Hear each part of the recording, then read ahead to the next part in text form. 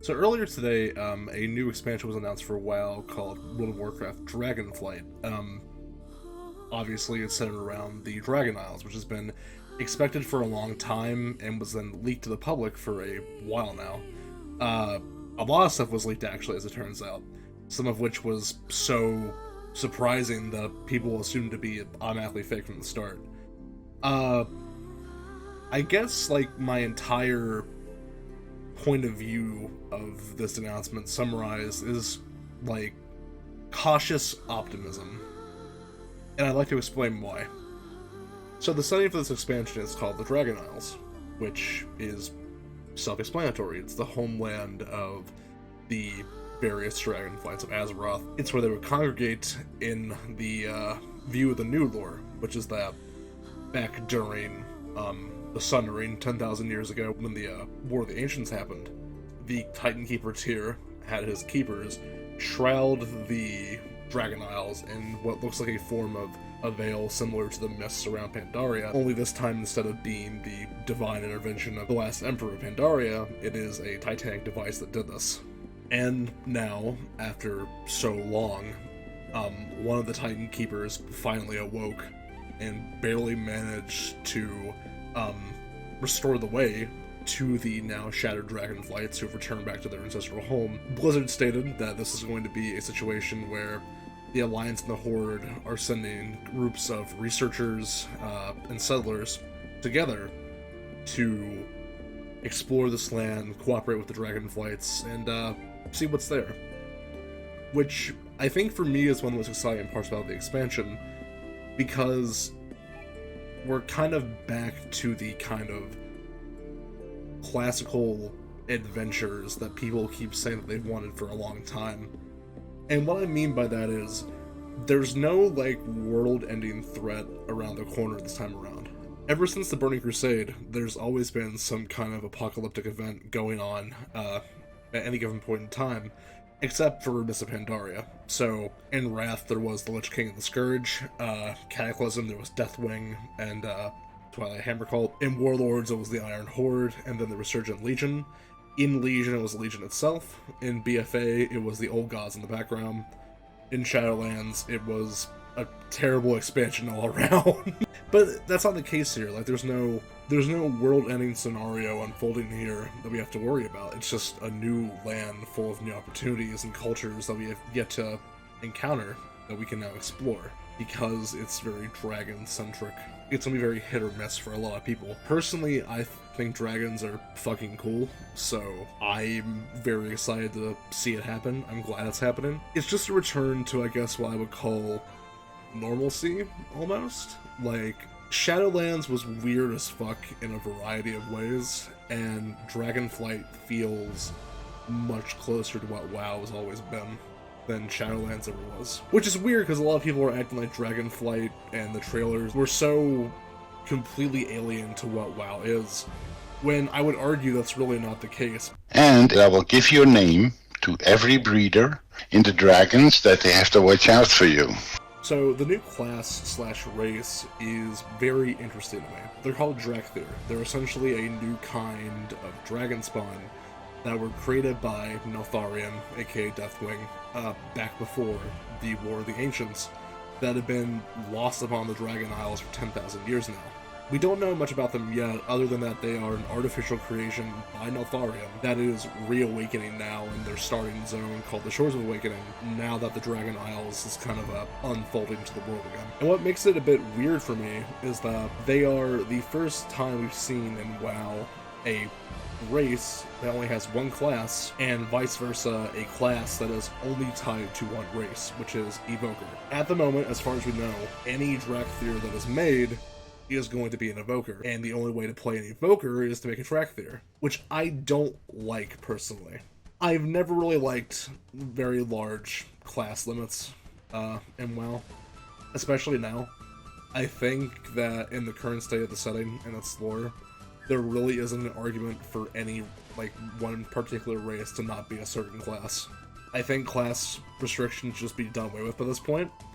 But this is even more extreme than the fucking, like, Demon Hunters, where only, like, Blood Elves and Night Elves could be them. In terms of appearance, I'm very much, I think, in the minority, and I swear to God I'm not a scaly. Don't say I'm a scaly motherfucker. I think they look cool.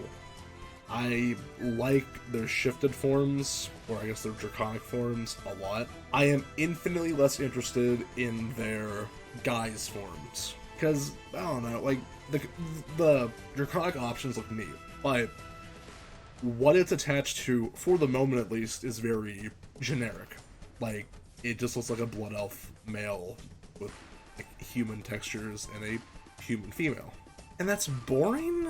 Like, I don't know. I am hoping, because again, we've literally known about this expansion for like less than 24 hours at the time of recording. I'm hoping we're going to see more customization for them. And I say that because dragon guises have always been incredibly varied in parts of like what makes them so unique. It's like part of their personality. Like, imagine Chromie if she was a fucking, like, human or an orc. It won't be the same. We always know Chromie's a gnome. I think that if they really want to, like, sell that draconic fantasy, they really need more guise options. Evoker seems potentially cool. It's a male class, which kinda cringe. The caveat is that right now, as far as we know, you literally will not be able to see any kind of armor on your draconic form, which, from what I understand, is what you'll be in 90% of the time. I understand that it might look fucking weird or distorted, like it does with, like, Torn and helmets, for instance, but still. In terms of, like, the small snippets of gameplay that we saw, I think it very much fits that draconic fantasy going on. Dear God, there's gonna be a lot of them when it comes to, like, roleplay realms, like Moonguard and Wormrest. Lightning bolt! Lightning bolt! Lightning bolt! Lightning bolt! For those of you who aren't into being a fucking nerd like I am and pretending to be a fucking, like, knight online or whatever the fuck, roleplay communities in WoW have always had very heated relationships with dragons. Because dragons are very much an archetype that a lot of the amateur writers that get attracted to WoW RP can't really pull off well. I think any RPer who's been around for a while has, like, one story that's like the encounter with a bad dragon RPer story. And that always, like, shapes their viewpoint forever after that. But now the dragons are going to be, like, front and center, as is a race that is inherently tied to dragons in like a critical way. So it's not just like an aspect of the lore that can be, like, avoided or pushed out. I predict that there's going to be a very large rise in Dragonsworn, Dragon, and Drakthir characters before the expansion comes out. There's always a phenomenon that, like, I'll call pre-expansion blooms, where our peers will, like, see something, like, thrust into the spotlight, and they'll go, oh, that's cool, and then they'll make a character based off of it. Then they quickly, like, lose interest in that character, like, a month later, because it wasn't something made because you had, like, a genuine interest in the lore for that thing. Instead, more it's like, oh, this is a new hot thing. I have to, like, get in on this. I know back whenever BFA came out and was first announced, you had, like, Zandalari characters appearing, like, out of thin air every day. Whereas before, Zandalari RPers were, like, really niche and weren't that common at all.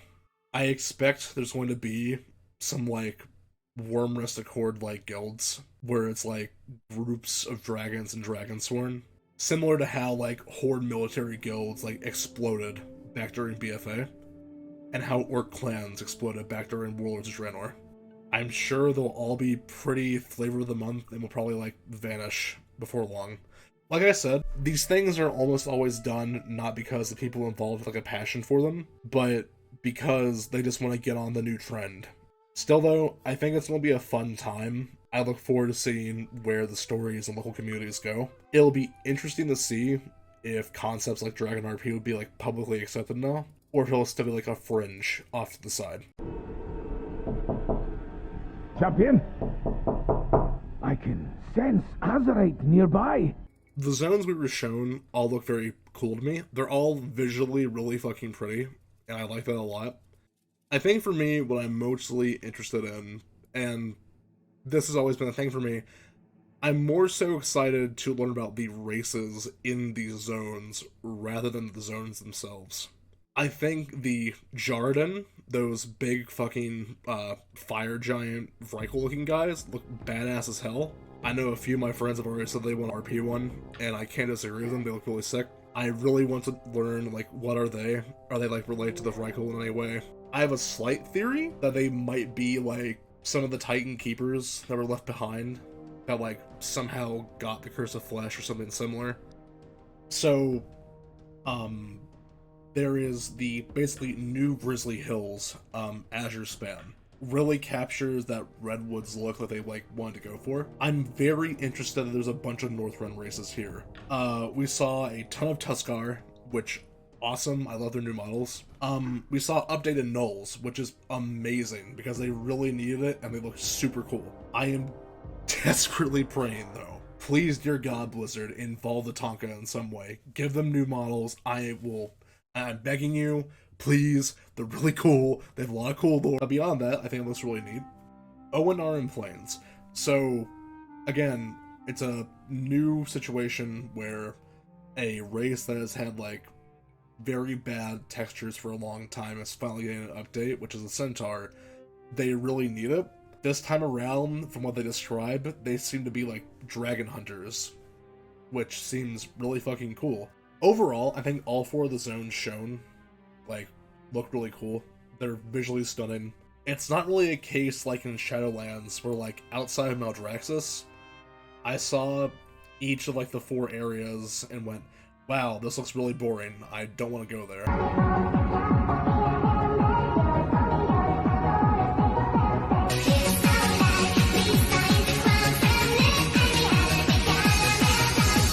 I want to have hope rather than be, like, pointlessly pessimistic. There's been a lot of hiccups and missteps in the past, I will admit, but I want this to be good. I want to have fun whenever I play WoW again. I want to feel interested in its story whenever I, like, participate in roleplay. So, I think I'm just going to be hopeful for now, and look forward to the future with a healthy dose of caution and skepticism still on hand.